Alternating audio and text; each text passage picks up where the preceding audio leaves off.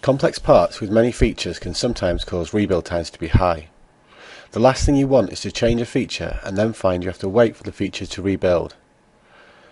Even in cases where the waiting time is short, this can still be frustrating. This iPad cover has many features with 3 variations of each design controlled by configurations. Changing configurations, you can see an example of the time delay due to rebuilding.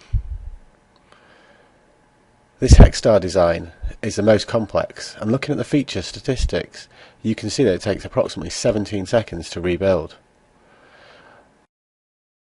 Under the SolidWorks General options, you can now turn on the new Feature Freeze bar. This puts a bar at the top of the feature tree, and anything above that bar will be frozen and won't rebuild. The freeze bar can be dragged to any point in the feature tree, or you can simply right-click on a feature and choose to freeze to this point. Configurations are supported in parts with multiple variations. The feature freeze bar remains in the same place across all configurations. If an update is required to any of the configurations, you will receive a warning and will be given an option to rebuild them. You can also choose not to rebuild the configurations by either saying no when prompted or by right-clicking on the feature freeze bar and unchecking Always Update Configurations. Completely freezing this part, you will eliminate any rebuild time across all configurations. This means that changing configurations, adding or editing new features will not leave you waiting for any time at all.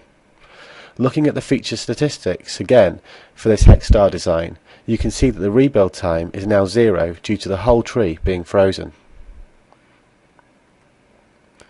The DS logo design was created using an external part as the cutting tool.